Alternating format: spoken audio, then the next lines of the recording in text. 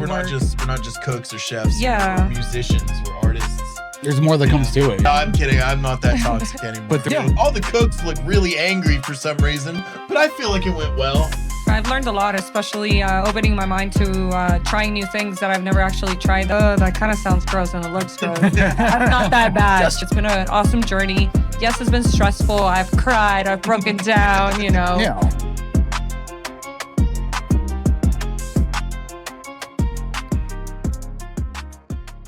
Hi guys, and welcome to another episode of More Salt.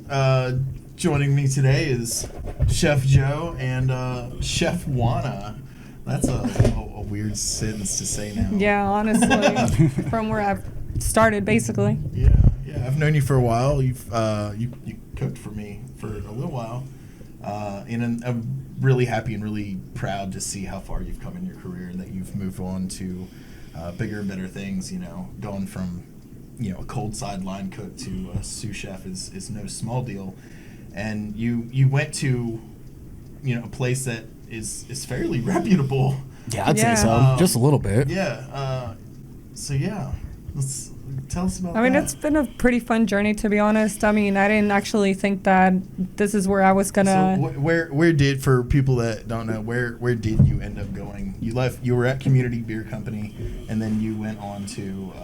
My next place was Gas Monkey. Yeah, that's where I'm at now. Rad.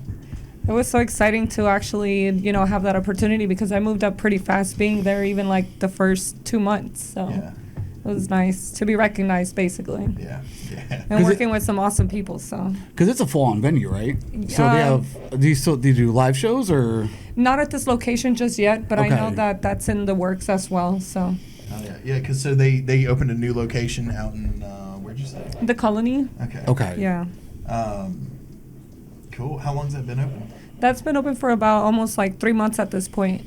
Okay. Yeah. Oh, that's real So it's fresh pretty then, fresh. yeah. Yeah, Oh, yeah. pretty That's fresh real spot. new. Okay. Have you been there since day one? Yes, I've been there since day one, the week before we opened, everything from the beginning. So So you dealt with all the chaos that I'm going through Yes, right now, just on a literally. little bit of a Yeah. larger scale. So. yeah, so I'm completely understanding where you're coming from. Oh yeah.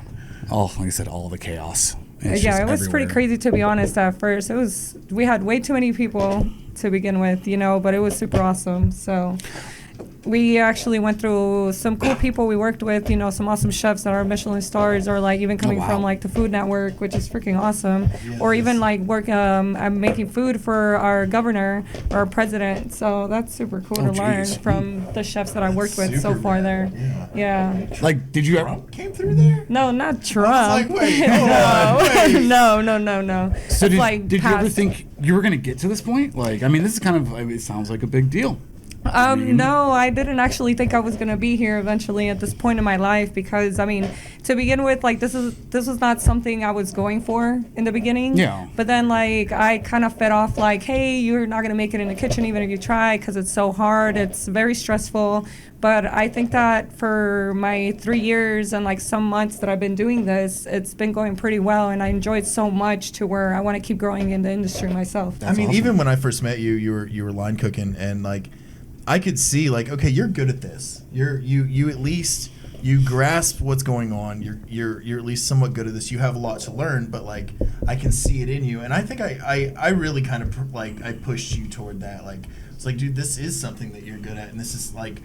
I talked about earlier. I gotten you that the chef knife and stuff, and like that's like that I don't know. That's like a symbol. Like, But that's hey, a big like, I deal. believe in you. That is huge. I believe in you, and I think that you're good at this, and I think you should keep doing it, even if you want to quit some days.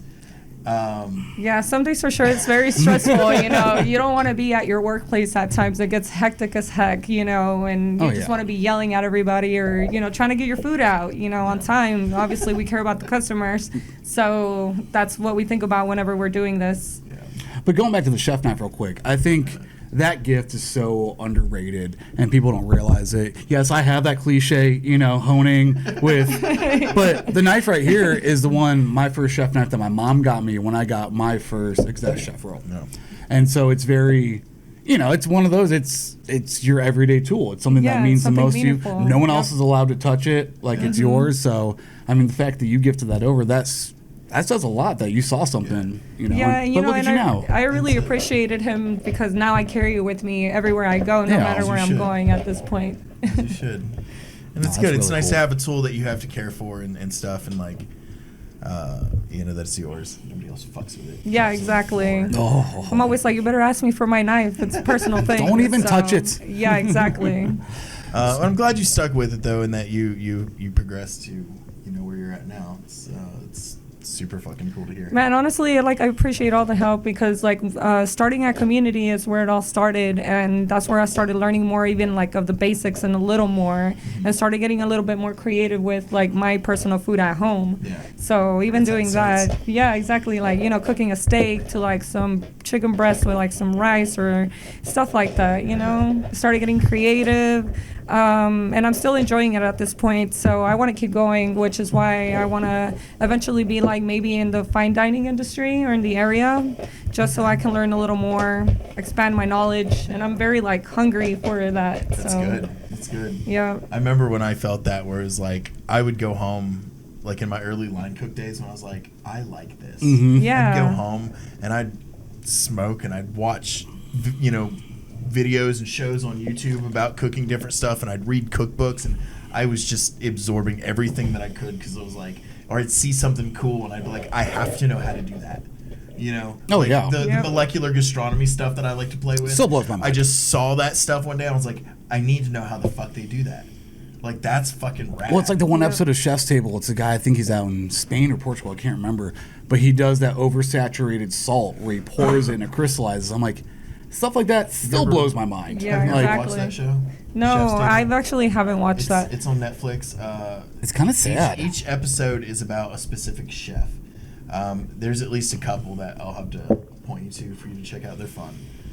And some of them are super inspirational. Like, one of my favorite, like, I guess if we're talking all-star chefs, Grant Achatz. Yeah. Alinea. That dude is insane. Well, and the fact that had no taste buds, had cancer. Yeah, he got mouth cancer. Yeah. Yeah, Lost his it's sense of kinda taste, and he wild. was still winning Michelin stars. Oh yeah, because he would describe it like, I remember the one scene with like, oh, we need vinegar to They this. were and they're like, the what? first restaurant to create an entirely edible balloon. Yep. That floats, That's crazy. formed out of sugar. I mean, where'd you come up with this shit? Seriously. Like, he talked about being at like an art gallery and there's these big canvases, and you know, he's standing there and he's looking at him and he's like, why do we as chefs have to be confined to something so basic and simple as a plate?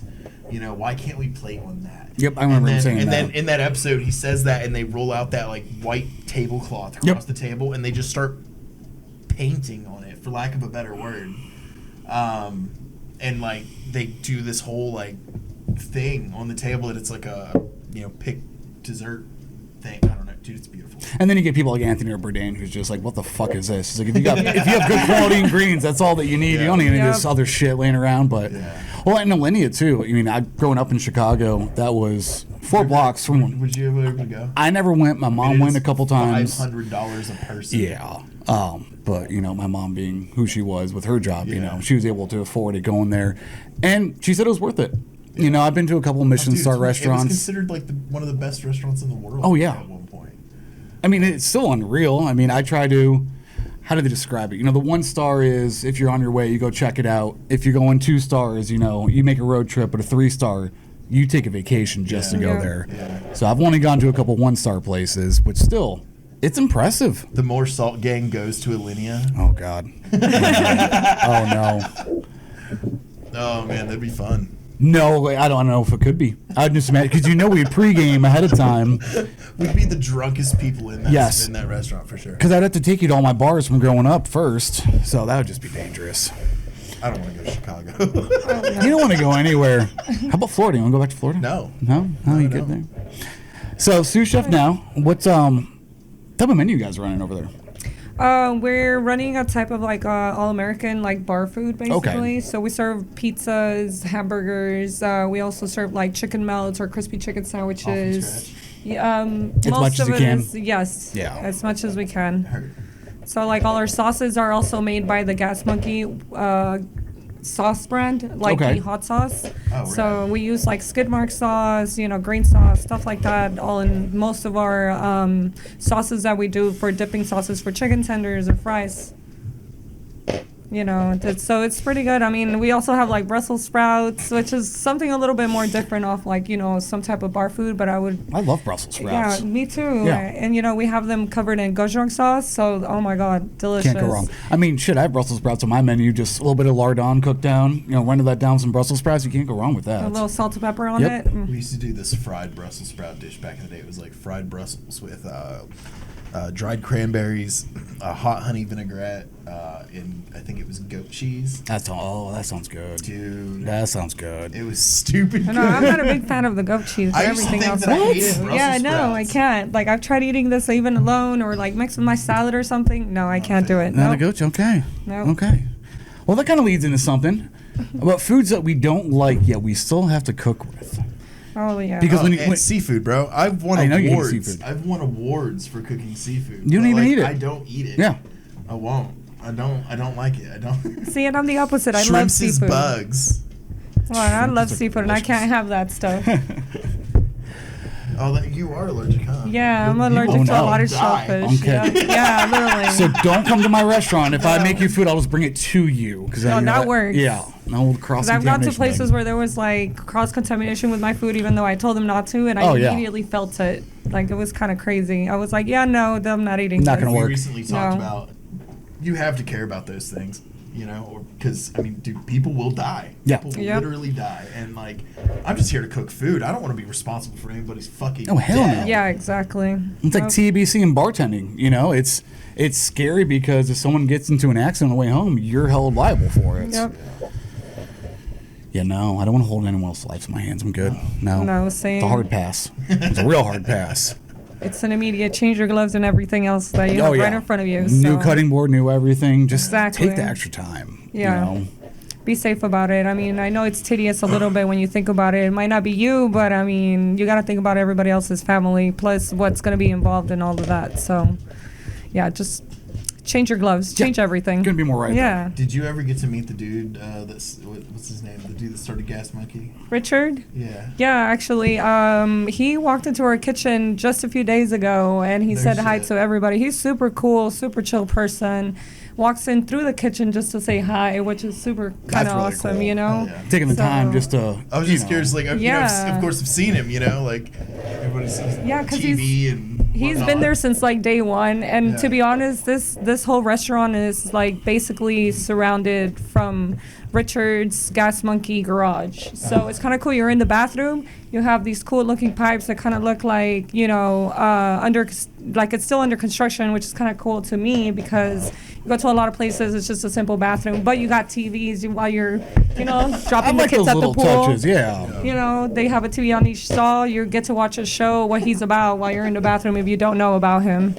Right on. Yep. Yeah. Hubris. Talk about me while we're in the bathroom. But at least he's a good person. Ego, man. You got to. Oh, yeah. I don't know.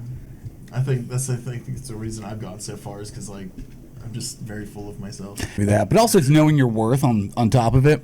But Josh definitely the ego on that one. Just throw that out there. I try to keep myself humble. Yeah, okay. Double down on that one. Damn it. So you're enjoying it? Though. So far, so good. Everything's been kind of great. You have your up and downs like everywhere else you work at, but everything's great. We just are even like upgrading a lot of our food, trying to get better. Since we've just been open for a few months, we're definitely trying to still find that balance. And so far, it's been so good. So now we have a lot of more freedom than we did in the beginning to do a lot more stuff. So it's great. Yeah. Everyone's super friendly too, by the way. Even the guys from the actual garage will come by and eat the food and compliment us on all the things. So come by and say hi. So that's awesome. We actually have one of their little tiny buggies inside our location. Really? Yes, which is awesome. Cool. So people taking pictures and they're all like, "Oh, this is super cool." And I'm like, yeah, and it's so small. So it's so cool to see even like their own props in our spot in the garage. I mean, I'm sorry, not in the garage, but in the restaurant. Yeah. I mean, I've worked in a couple places where we'd get, some names that would come in, fucking Jason Lee lives out here. Oh yeah. This makes me from- so sad though. From which super cool. Like I like him as an actor, you know. Like, and he's okay as a human He's still being. Brody from Mallrats. I mean, I grew up on that shit, and then hearing the stories when I moved, I was like, oh, that's kind of That's sad. sad.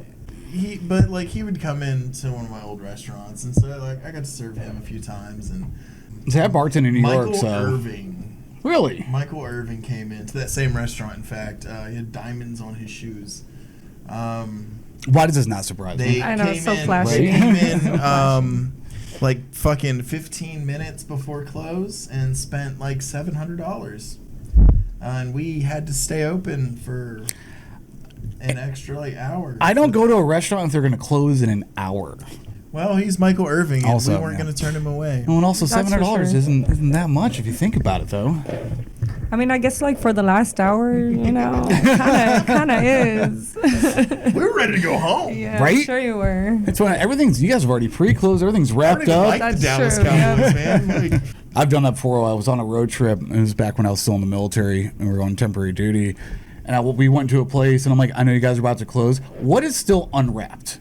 And they're like, well, we can do this. I'm like, that's fine, whatever. I'm like, I don't want to inconvenience you guys. Like, I'm the same way, maybe because we understand where they're coming from too, Yeah. you know? Yeah. I So- think it should be mandatory. Everybody should be required to work in a restaurant, whether that's front of house or back house, preferably back of house, so that you can truly understand like what goes on in these places. 'Cause oh yeah, there's so many people out there, like you go to a restaurant and your food takes longer than 2 minutes and you start getting irritated. You have no idea.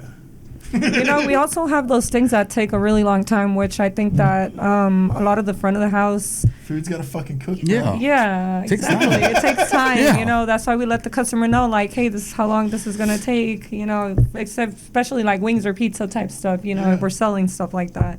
well then you get the servers that ring in the 14 top and then they ring in 8 2 tops after. It's like, come on guys. Come Like, on, do you yeah, think exactly. when we decided to start doing wings at Community and they wanted me to get down the cook time of wings under 4 minutes? What? Yeah, What- exactly. You can't. No. Like, you can't. Like, and I did. I fucking did. But name something bone in that you can cook in 4 minutes. No. No. But so I had to like, we brined them and then we par baked them. Okay. And I was able to get that internal temp to reach 165. You know, in under, I think what they were like fucking. Dude, it was like right there. It was like right at 4 minutes or something like that. 4 minutes. Yeah, about actually Yeah. like 3.5 Yeah, ish. they told me 4 minutes. I said, okay, 4 minutes it is. Yep. And I try to keep ticket times at 10 to 12 minutes. You're asking 4 for wings? Good. Hey, Oh, for geez. for a tap room that serves beer, and we only had what, 2 fryers? We had 3 fryers, but most of them were always like used for like our fries, and There even was- at that we had yeah. other stuff frying like spud balls, you know. And when we're busy, it's not, They're always being you know, used. something. Yeah, Yeah. And so I was like, dude, y'all are. If y'all want to start marketing the wings, we're gonna need more fryers. Mm-hmm. yep. But I know like those wings sold pretty good, so. Oh, people love wings. You Yeah, kidding me? for sure. And now it became a thing because at first I remember like the wing change was different. So they got us some big fat wings. Definitely worth it. Just saying, they're pretty good. But only in 4 minutes. 4 minutes, though. Yeah, 4 minutes. But Talking I about, think talking like about realistic expectations. I did it though. When the Manage. corporate overlords come to me and ask me to do something, like, all right, it's like military contracts, right? They say, hey, we want you to do this. It needs to be this way, and this way. And like, You'll be the lowest bidder.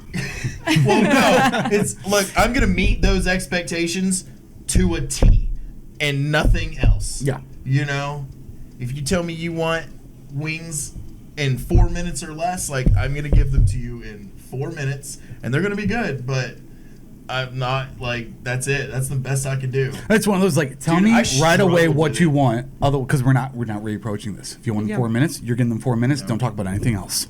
Dude, I struggled with it. It was hard because I mean, it is like the standard order of wings. Like, especially if you're dropping a lot, it's going to drop your oil temp. Yep. Those wings are going to take longer. They can take fucking anywhere between 6, 8, 9 minutes. Yep. You know, Yep. depending on how fucking meaty they are. Once again, I was anything like- bone in. It doesn't want to cook that Like, fast. we're not fucking equipped to be Wingstop right now. Yeah, exactly. Oh, Wingstop. you ever seen a Wingstop kitchen? You know how many fucking fryers they have in there? No. What I want to know is, why do their fries, if you're in there, taste delicious? The moment you walk out the door, they taste like shit. That's. But I know it's French fries to go and they don't carry, but I'm saying you walk out that door and get to your car and they're still shitty. So, riddle me that, Josh. I don't like Wingstop I don't know. fries. I just asked for extra seasoning. Just saying. That's That shit's fair. so good. It's like crack. Is crack good? I don't know. I've never tried it before, but I'm assuming. I mean, people like it, so. Exactly. See? It's a euphemism, damn it. Come on. I on, have Josh. not smoked crack cocaine. No, I freebase coke. There's a difference. I'm just assuming here. Never done crack in my life. Oh, come on. Well, this is derailed quickly. It does. It usually does. It always does. How All right, so you guys work together. Oh yeah. Who bounced Fucking first? nightmare. I did. Okay, you bounced first. So how did your transition happen? Like, why did you leave where you're at to go to where you're at now? I feel like maybe my growth had already like exceeded its limit, because I felt like I've already learned the most of what I needed to learn. Even like being at where I'm at now, I've also learned that like basically for me, I'd want to be somewhere else at this point just to learn a little bit more of the industry. Okay. But like also, I love it. I enjoy where I'm at the moment, to be honest. Love working with the people. Over here at Community, I feel like there was maybe still too much going on. I'm not even going to go into detail about it, but it was great. The people were great too. Like I said, maybe it was just the chance to Sometimes you just know when it's grow. time to move on. Yeah. Yeah. You know, like I've left jobs that I was comfortable at solely for the purpose of trying to achieve more, you know, or because I've reached that point where I'm like, I'm not learning anything new, I'm not doing anything new. This is the same thing I've been doing for the last year now, and now I'm ready to fucking move on. Well, And so- you level up, you know, and then you hit that point so where I think maybe that's probably, you know, that's what it was. Is you reach that point where like you were just ready to move on. You just knew. Yeah, honestly, and I think that's what it was. I honestly started at cafes. Growing up, my first job was Sonic. Yeah. Like, that's where I first started rollerblading, started working at new locations. You know, people would ask me if I've dropped food. Yes, I've dropped food before. You know, I think it's happened to everyone who's worked at Sonic and it's done the whole rollerblading thing. I've also worked for, like, French cafes. I've gone from even that to like an office to working for a lawyer before. You know, I wanted to try to test the waters see a if little the grass bit. was greener on the other side. Exactly. And honestly, I don't enjoy being in an office stuck all day behind a desk. That's not me. I've even I don't tried even working like being from in home. my office, in my kitchen. right? Exactly. I'm the same way. Yep. Even working from home, it was horrible for me. I just felt like I was like suffocated. I couldn't go anywhere. I can't work from home. Like, no, me it drives me either. insane. No, I've learned that myself too. Yeah. So no, I can't do it. So like, you know, coming from a cafe to like working from home or to an office. I've even worked for GameStop at some point. Yeah, that doesn't surprise me at all. You know. Oh yeah. You know. Yeah. Was there for years actually. I was even fucking became nerd. assistant manager there. Well, then speaking of, what do you do in your off time? Right now, I do a lot of cosplay. I also do like video games. I paint. I do art, mostly like anime stuff. Okay. I'm trying to get off of that though and try more realistic type of stuff. So I'm working on that as well. Which recently I've been working more on my art. So hopefully I'll get better. I mean, we kind of talked about earlier. There's a huge market for content right now. It is an ever growing field, and like I won't. I'm not gonna like discourage you from, you know, also pursuing like you know, other sides of your arts and stuff. But I would absolutely say like if you know, like content is a great way to go right now. You know, a lot of the cosplay that I do, especially cosplay nowadays, is super popular. You know, you see it everywhere, even if it's like lewd stuff, regular, you know, some crazy. Yeah, you can't escape it, extravagant man. stuff. It's everywhere. No, it is everywhere. Yeah, I for fucking sure. log on to Twitter and there's fucking right in your face. yeah. The uwu girls. Yeah. Yeah, it's super popular for sure. You know, a lot of my friends are mostly cosplayers, so, or people who work in a kitchen. Yeah. There's always like some overlap, and I love to hear about like the different things that people do outside, because like there's always like this weird overlap. We kind of people that work in kitchens are, like we're everywhere. We're fucking anime nerds and fucking tattooer, artists. And yeah, exactly. I love learning people's backgrounds, especially like working in the kitchen. I'm always asking like, what do you like to do out of work? Because I'm interested, I just don't want to know your life. Because like we're not just cooks or chefs. We're musicians. We're artists. There's more that comes to it. Yeah. Yeah, exactly. We're video gamers. Well, it goes back to that decompressing and not thinking about work because, it's like people all the time are like, oh, I bet you eat so good at home. It's like, no, I don't cook at home. Yeah, you kidding exactly. me? Throw fucking frozen breakfast burrito into the air fryer. I mean, even at that, you got great. DoorDash nowadays, too. So you just order that thing. Terrible, man. It's all so expensive. It really is. I know. Shit. And, like, no wonder I'm still fat. God. Keep eating all that stuff. You just can't help it, though. You come home, you're tired, and you don't want to cook. You don't want to do anything. No. You just want to relax. Because I come home like almost 12 to 1 in the morning, and then I just want to get home, and I'm like, okay, maybe I'm just going to warm this up, I don't want to be making something from scratch when I've already done that at work all day. I mean, there's times where I debate if I want to take a shower or not. Yeah, I mean, because honestly. you get home, you're exhausted, but I'm like, I got to do this, Yep. Exactly. Can we get hands? There's no hands, masa those, please. though. Specifications? Dos Equis? You guys, I'm good. Still good? Yeah, I'm good. still good. And I got to back up down there, too, so I came prepared. Oh, that's smart. Yeah. Been doing this a little Ready bit. for this. Yeah, he's here for quite a few of these. Yeah. Thank you, man. Oh, hell yeah. You're a real MVP right here. You good? Put it down. I'm good, thank you. She's a real one. She's all right. I know we got Shout out behind the to scenes Alex. people today, too. Shout out to Alex for being the real MVP. She's the hands today. Don't let it die in the window, damn it.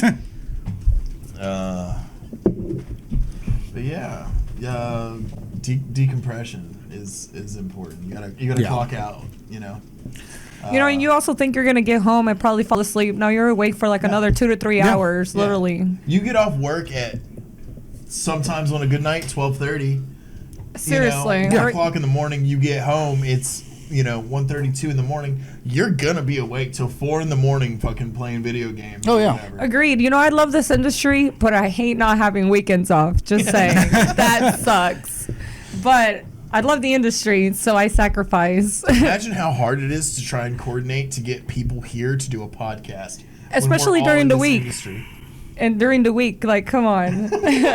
Or days like today when I completely forget about it and I'm over there trying to set up a restaurant, get it going, and then I panic, so... I was like, hey, are you Trying to rush back. coming to film this podcast, buddy? Oh, He's yeah. like, shit. Forgot about that. Hey, I took the boxes out. We started to stock. We're good to go, I mean, opening a restaurant is stressful. You got a lot going on, so you don't really think about anything outside of that. And those points. As of time of filming, you're how far from opening now? 2 weeks. 2 weeks? Hell yeah. That's terrifying. That is terrifying. That's terrifying. I was terrified when we first opened too. Like, it got so busy, it was kind of hectic, and everybody's trying to find that balance of working with each other. Oh, yeah. And at that time, I started on Fry, which I was on the line, which was apparently on the Fry Star, which is awesome because I can do it, I guess. But it gets busy there. Yeah. It's very stressful for sure when you're first starting. Being a fry cook is also it's repetitive. Like very much so. It's all repetitive. Don't get me wrong, but I don't know. Like I spent a long time on a fry station, and I hate it. Fry cold apps. I don't want to be I don't want to be firing off flatbreads and pretzels and dunking fries and all. Like I just. Honestly, I'm not gonna lie. And being a sous chef now, like, yes, it's awesome. We get more of that freedom to do other stuff, but I feel like for me personally, working on the line was much better just because I'm keeping my hands busy and, and my brain busy. Yeah. So, like, even now, whenever they're like, hey, can you hop on the line and help them on the line? By all means, love that stuff. Love keeping myself busy. And it's been kind of nice lately working on the line with my people, too, because, you got to keep that bond and also show them that if, you can do it, they can do it, too. So, exactly. Yeah. Well, that's the difference between, leadership and being a boss at the same time is you're out there doing it. But they also need to understand and respect that there's more to a restaurant than just cooking. Yeah, that's true. The collateral duties that you have to do, the paperwork that comes along with it, you got to learn. That's the only way to successfully run a place. Exactly. You got to worry about inventory, how much you're wasting on labor, or even in that, like, food Food costs, yeah, it's a lot yeah. more than just working the line for sure. You're also running people. If you're working in a restaurant, you're running even people from the front of the house, you know, your runners. Yep. Yeah. So you got to worry more than just about your line. Yeah. You got to worry about servers fucking shit up. Yep. Exactly. Coming back every time, Yep. or taking stuff to the wrong tables, which is very common. Where did that plate for table 11 go? What the fuck did you do with it? Exactly. Did you take that shit out of my pass? What the fuck did I tell you about putting your hands in my pass? Don't touch that. You almost got to slap them on the head. No, I'm kidding. I'm not that toxic anymore. But there is no table 11. What are you talking about? We have green table in our location. One of my favorite things to do back in the day when I was like a shitty line cook was I would gaslight my expo. Because there was Why does this not surprise me? There was this Oh, Josh. there was this girl that would be on expo and she was kind of dumb. Putting that lightly, okay. She was a good person and we got along most of the time. There were nights where I'd be like fucking, I'd be literally grilling the burger that is about to be in question, and she'd be like, "Where's my burger for table 7?" And I would just be like, "You know what? I'm gonna fuck with you." And I'd be like, "Where?" Like I put it in the window. Where the fuck did it go? Oh, no. Which one of your stupid it's creating fucking panic. servers took my fucking burger? And she's like, I don't know. And I'm like, here it is. And I'd put it in the window. Am I a piece of shit for that? Maybe. No. You're just mixing it up a little bit. Keep them on their toes. I Exactly. did make that girl cry one night. Cause granted, it was a busy night. Things did not go smoothly, and we got through the end of the night. I was not in a good mood, and she made some comment about like, I think that went really well. I think I did really good. I said, no, you didn't. And I just kind of went off and I was like, no, you fucking sucked. I was like, did you see all the plates that were in the fucking pass at the end of the night? No, you sucked. And she sent me this long paragraph of a text message several hours later. Apparently I'd made her cry a lot. Her little feelings. But sometimes you got to know where you're working at. Yeah, Let's be real here. dude, The kitchen can get pretty hectic. It's stressful. It's stressful. Exactly. And when gotta you're in learn a not to stressful take it environment, you got personal. a bunch of stressed out people, and not all of us had a good time. And so if you get on some shit about how good you did, I'm gonna let you know. I am too honest for some people. Well, and it's not about just And I'm not trying to pull you down. I'm not trying to destroy any sense of fucking, pride that you had in your job, but I need you to be honest with yourself. I need you to know, like, hey, no, that could have fucking gone better. But that's the thing is, it's not just about one person. It's about the whole line, the whole team. I mean, where I was, when I would pick up shifts to Expo on, a weekend night when I was still working with Cisco, we'd sit down, all of us, and we would go over it because you're there as a team. Yeah. Expo, yes, it is actually a lot harder job when it's done properly than people imagine with the organization. But it doesn't matter if you felt good. What about the rest of the line? Who gives a shit? It's like, well, I think I did pretty good. Yeah. All the cooks look really angry for some reason, but I feel like it went well. They're all sweating a lot, too. They must be hot like they've been working. Weird. No, if all your cooks are upset, maybe there's a fucking problem. Yeah. Yep. It went wrong somewhere. For Read sure. the room. Oh, the good old Do days. you also- have any restaurants in mind you said you wanted to go into fine dining. Do you have anything in mind? I've been talking to some friends, that I know that are in the fine dining area. They've suggested something like Harwood, which is like a chain in, I'm assuming, like Dallas, and they have like a bunch of different types of restaurants, not only like fine dining stuff. Different concepts. Yeah, exactly. I think I've heard of them before. I don't know much of the fine dining scene here, so. Yeah, they were pretty popular in the area. So. Have you ever thought about doing like we did a little bit of catering at Community, but it's not that does not compare to like what like an actual banquet kitchen is like. I've worked in catering places before where we've done this like in like big halls for like more than like thousands of people. Yeah. So that's like back in As a cook or no, I've only or as been hands? as Yeah. hands. Okay. Yeah, a lot of those catering companies, the place I work at now, the university I used to work at, I mean, yeah, you got to serve 800 people, so like you got to hire people to just Like, hey, look, I need you to wear black slacks, black shoes, a black button-up shirt, and a black tie. Black tie, yep. And and I need you to just take plates out. Yep. And so you hire, sometimes a couple dozen people, depending on the size of the event. So I'm guessing that's what you did. Yeah, exactly. We used to wear the white shirt with the tie, the little bow tie, and the black pants. Gotta look good. I'm looking classy. Serving the food out there, yeah. Hell yeah. And we used to actually deliver it to the places and serve it to the people in the location wherever we went. So it wasn't just about taking it out. Have you ever been like in the back of house for that? Have you ever done like the banquet side of things? Yes, I have. I worked for a couple catering places that are something like family owned. Uh-huh. So I used to work with this one company in North Dallas too, where it was like a family together, and they used to do like big banquets and stuff. I used to be in the kitchen with them, just making sure that the food was served already. I didn't do the cooking myself, but I definitely did like the whole plating and making sure that stuff went out to wherever it needed to be out. Right on. It's a different kind of beast than a line in a restaurant.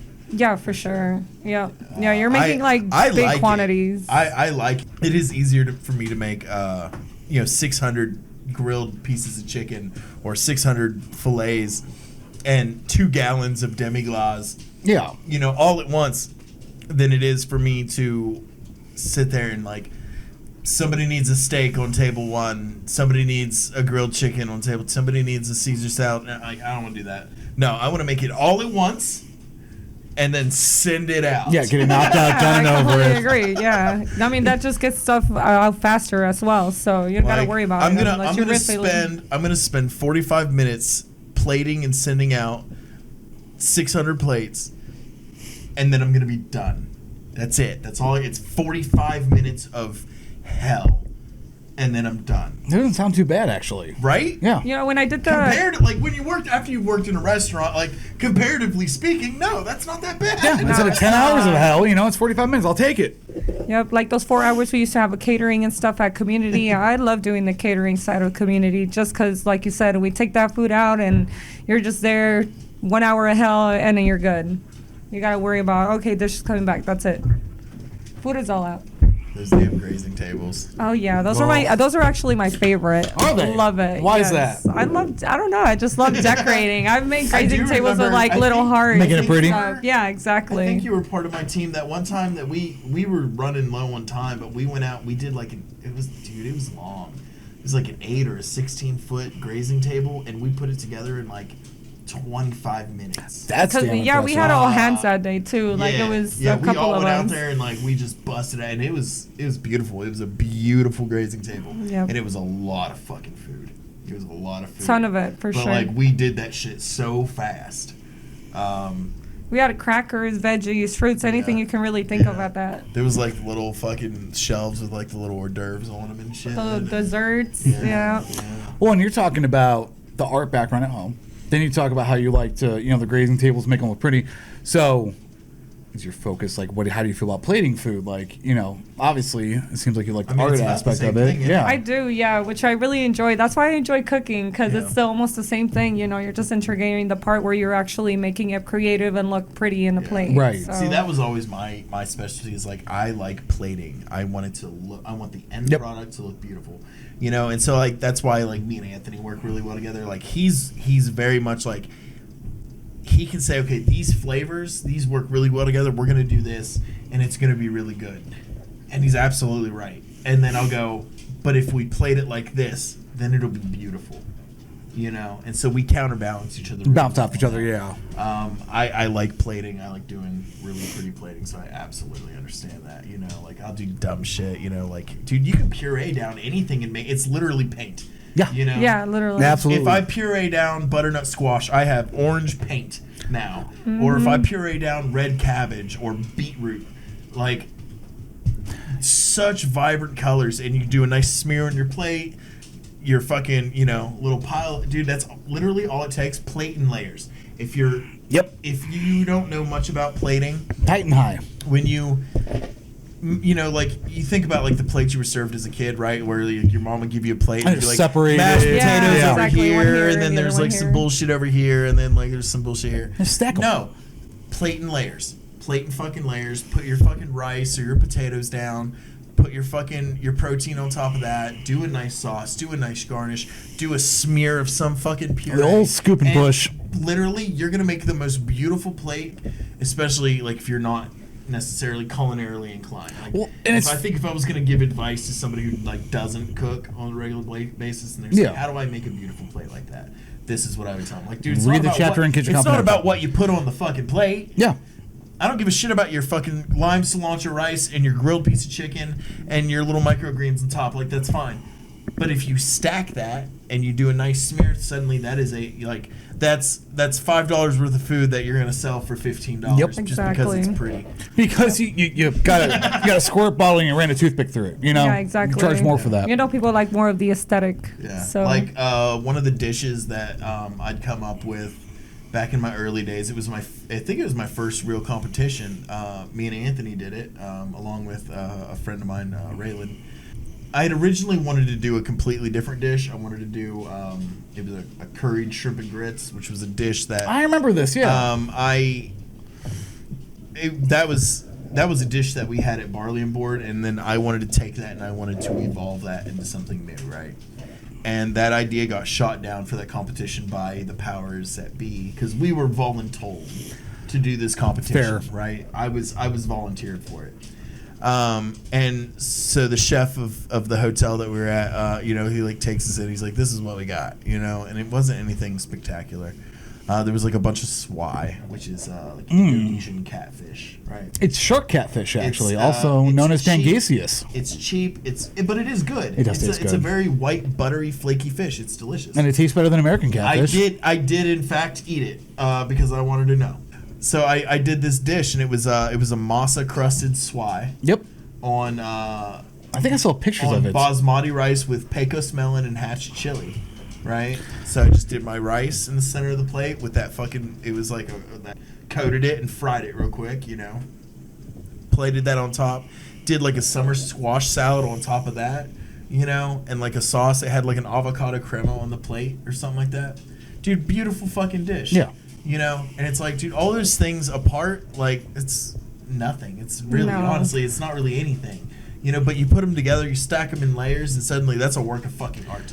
Well, it's funny, like, I was, doing the R&D process right now, and I was making that salmon dish, and it was funny because the owner was just like, "Oh, this tastes a little salty, the salmon dish," but when you eat everything together, and I was like, "Yeah, I know. That's why I'm building a dish and not just a piece of salmon for you to eat." Because everything goes together. Like you're plating, you're stacking it high. Yeah. Everything on that plate goes together for a reason.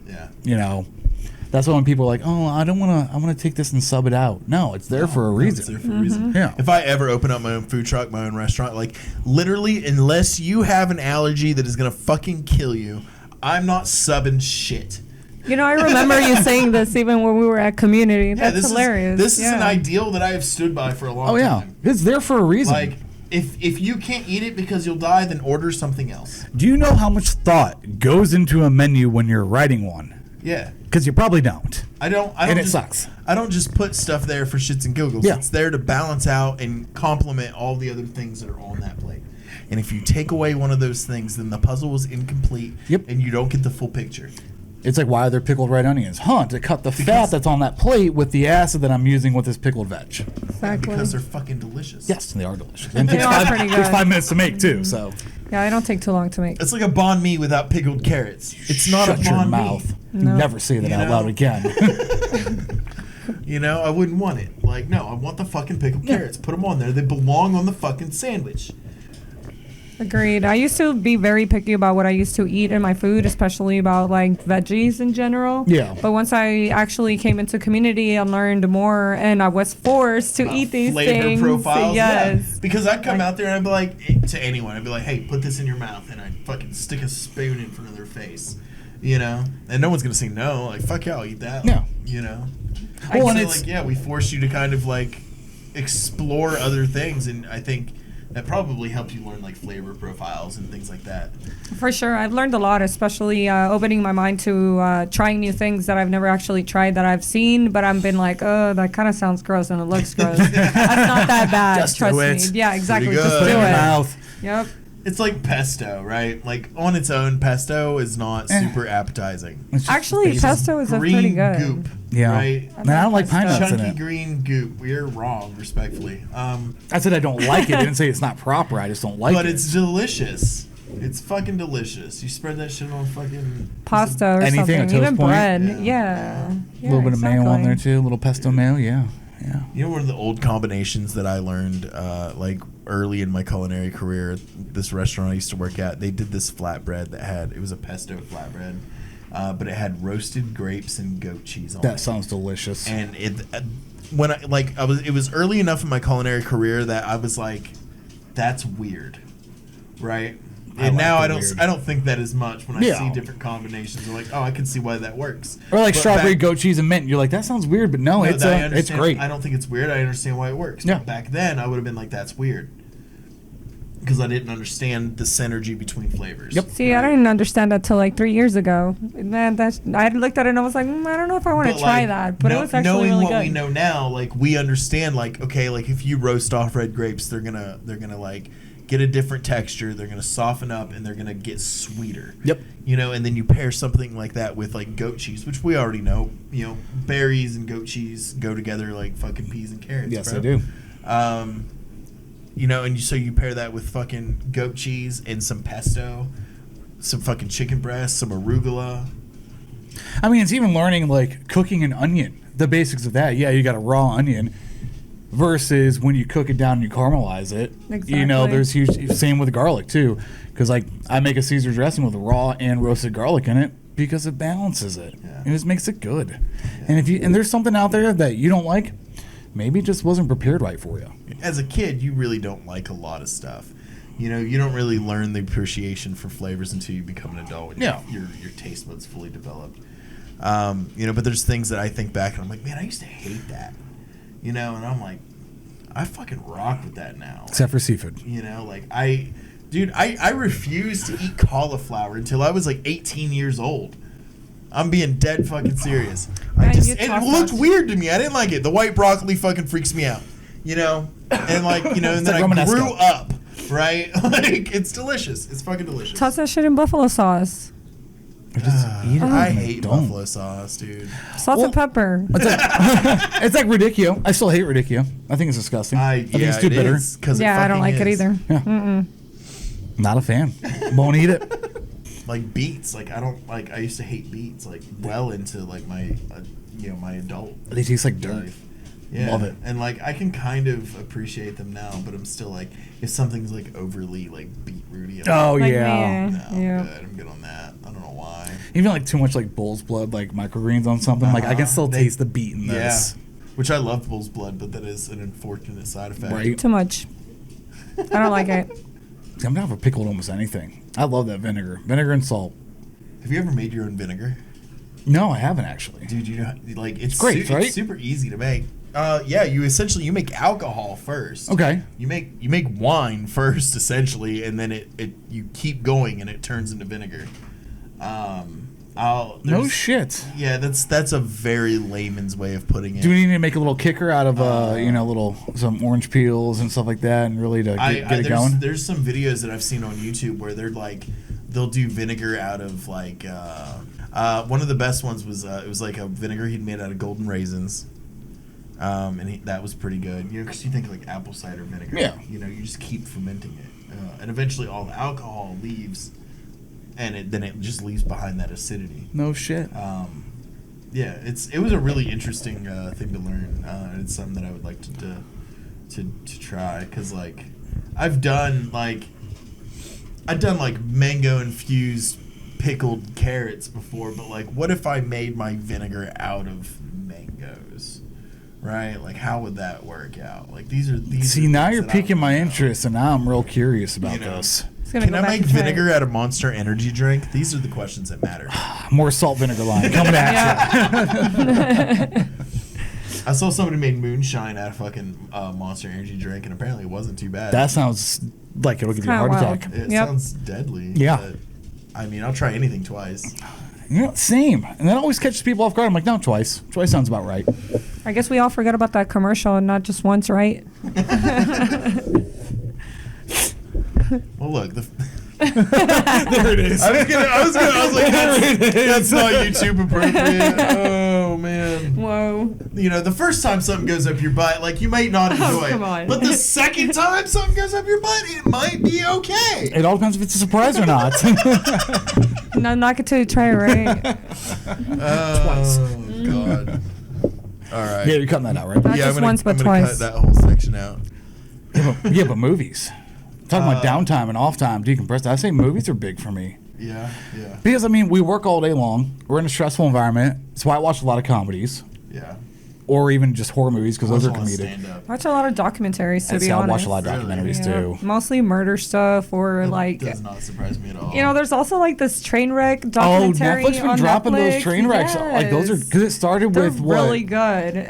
They started with the Astral World one. No, it was before that was Woodstock 99. Oh, the poop ship too. That one wasn't as good as I thought it was going to be. Yeah, I Mostly- agree. I've not seen any of this. I don't know what The y'all train wreck talking ones are good. The Astral World, that one's actually really sad. It's super sad. As soon as the Hispanic mom started talking, I started bawling. I was like, oh, this is a lot. Oh, that one nurse that saved that one guy, and all of a sudden they met and shit like that too. I was like, oh, and God, they so stayed deep. friends because of it. Yep. It was kind of wild to watch too, like the aftermath of all the clothes and the shoes like laying everywhere of that side where it got really full. If you haven't watched it, you should definitely watch it. It's super sad, but like It's worth a watch though. It's Yes. really sad. You should watch it. yes. But I like all. Well, I mean, we talked about what's his face with the submersible that went down. The tin can. The billionaires that try to go see the Titanic. Yeah, they got one of those on that's Netflix right, about that too. Yep. It just proves that he was not. That his ego or hubris got in the way of that one. For sure. So that was sad. But, Like even at that, like you would think that they would be using better technology, like a controller. Yeah, you like, come think? on, It's a guys. PlayStation like, seriously? controller. Yes, exactly. Well, we got that one, and then last year we got the Luigi thing that happened, where the CEO of United Healthcare got capped. Oh yeah. Oh, yeah, that's true. And then this year we got the dude at the Coldplay concert. So like, I guess we're making yearly sacrifices of billionaires now, which is pretty rad. Well, slowly but surely starting to come down. It comes back to like, but I had a dream once where I went out. Trickle down economics, you know what I Yep. mean? Like, Fuck Reagan. Don't even get me. We're not talking politics. We're not doing that shit because that just makes me mad. The only thing I got out of that was trust but verify, and I still live to that. Trickle down trust me, economics. verify. Oh my god. I just finished up Yellow Jackets. I don't know if you guys have heard of Yellow I've heard that it was Jackets before. good. It's super good. They got 3 seasons out. I've been watching it on Paramount Plus. By the way, it sucks. The app sucks. The show is pretty awesome. It shows you basically, it goes back from the past to the future, how they're living past their traumatic experience in the woods because their plane crashed. It was a soccer team from school. And their plane crashed in the middle of the woods, so they were trying to find their way back. One of the girls sabotaged, the thing, I forget what it's called, but when they track you, they can find you with that box. Like the black box? Yeah, so they can find you with that. She destroyed it because she felt so needed. So she's never felt needed like that before. wow. So that's where all the nice. chaos kind of started.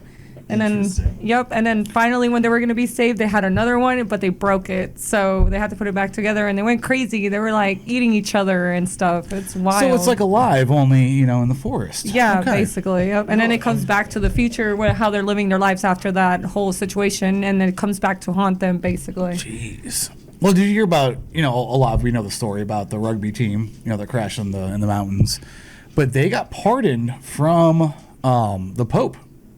Because they felt so bad that they had to eat their friends that they did not think Hold on, wait, back up. I don't know this story. So you got to start from the beginning. Okay. What happened? So this is, it was a long time ago, but it was a national rugby team, and their plane crashed in the mountains in South America. And it got to the point where people were dying, they were out of food, and they had to resort to cannibalism. Oh, no.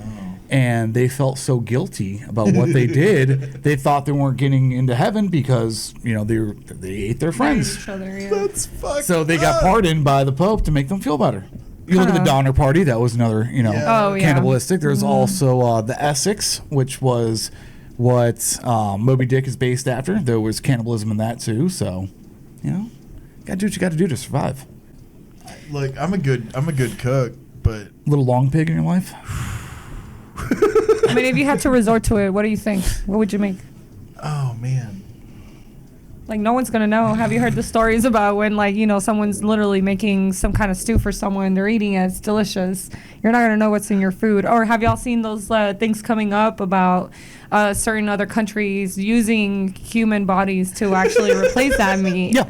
Like, it's kind of crazy. Yeah, Soylent Green is made of people. Yeah, we know this. Yep. Oh my God. We are going that route towards Soylent Green. Yeah. All right, you know what? How does this make you feel? Barbecue ribs, honestly. Like a rack of rib. I can go into a sad, traumatic story if you really want me to, because No. I'm not going to. I'm not going to. No, it's too deep for this. It's today's the day. Because it was one of those Coast Guard search and rescue missions. Oh yeah. Yeah, we're not going to go into Those that. stories are usually pretty. They're a little rough. gnarly. We're going to keep it happy. I like how we ended up just here, though. Like, Yeah, how did we end up here? I don't know, man. Transition. That's how Yellow jackets. that's how this podcast goes sometimes. Yeah, that's right. You were talking about Yellow jackets. jacket. Well, it's like we were talking. It was the other episode. We went about like the stuff we talk about on the line, and we got into conspiracy theories and how when you're with someone for Cryptids that and long, shit. yeah. I mean, we used to work 10 hours, just the two of us. Yeah. You're gonna talk about some weird shit when you do that 5 times a week. Yeah, you're going to connect on a different level for sure. I agree.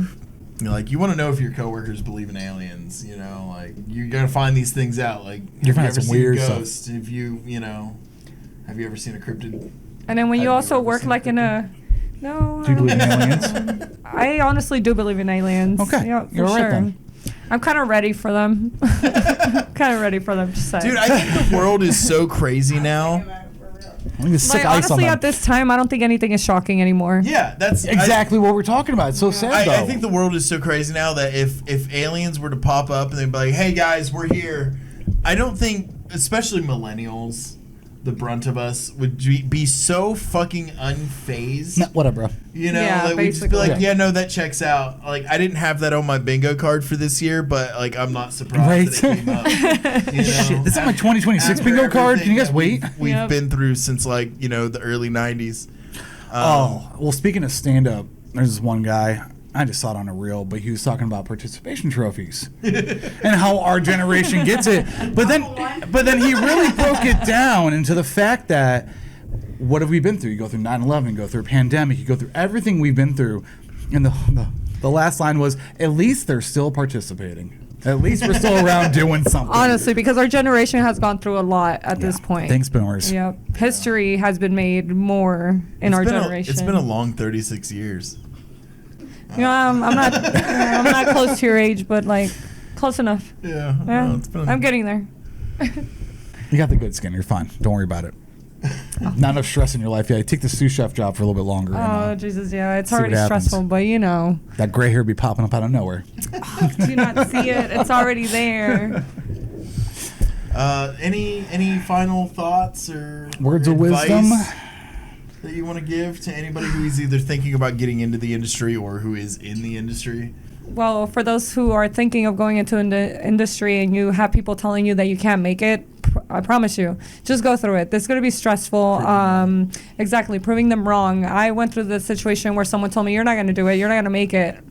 I'm very proud of where I'm in at least 3 months and 3 years and some months that I've been doing this, and it's been great. It's been an awesome journey. Yes, it's been stressful. I've cried. I've broken down. You know, Yeah. I've yelled at people. People have yelled at me. You That's know, part of the adventure. Exactly. You know, but I just say do it. Just do it. Don't let anybody tell you can't do it, because you can do it. If I can do it, you definitely can. You know. I mean, 3 years sous chef position. That's damn impressive. I mean, that's what Exactly. pushed me Like- into this. I had people tell me that they didn't think I was going to make it. And Yeah. Motherfucker. Look at me now. Exactly. You know, well, for me, that was more than enough for me to take and be like, okay, well, let me prove you wrong. You know, Yeah. at this point. Do it out of spite. Yeah. Yeah. If anything Yep. else, spite. Exactly. And having the right support, like my mother and my little sister are my biggest supporters, which is great because I always go to them about everything. My mom's huge on supporting me about whatever I want to That's do. awesome. So it's kind of nice to have that support, even in my family, even my friends. So as long as you have that support, I think you could do it. Even without the support, like just do it. Do it. All right. Oh, yeah. It's been a great journey, and I can't wait to like reach whatever goal I have, because I know I want to become more than just the sous chef. No, that's awesome. That's awesome, dude. Mm-hmm. Well, and thank you for coming out here and spending your time with us too. I really appreciate it. It's nice to meet you, learn your story, your journey, and everything. So thank you. Yeah, no problem. It was nice meeting you too. I'm glad to see Josh again. It's been a long time. We worked together for a little bit, but Way too long. he literally taught me a lot too. So it's been a journey, and he's been part of that journey as well. And I'm glad that I met him, and as well the other chefs that I've first started with, because they've taught me a lot to the point where I'm at now. Awesome. So yeah. Well, dude, it's been great having you. Thank you for coming all the way out here to do this fucking bullshit. Yeah, seriously. Seriously. We enjoy it, so. Traffic was horrible. An hour here? Jesus Christ. Yeah, no, I appreciate it. So I guess with that, we're going to wrap this one up, and we'll see you guys next week. You guys can find us on Spotify. We're on TikTok now. We're on Instagram. Hit the like and subscribe button. Remember 5 seconds of your life changes our lives, so appreciate it. Yeah. Do all the things. And come back and see us in a week. Until then, stay salty, my friends. Stay salty, guys.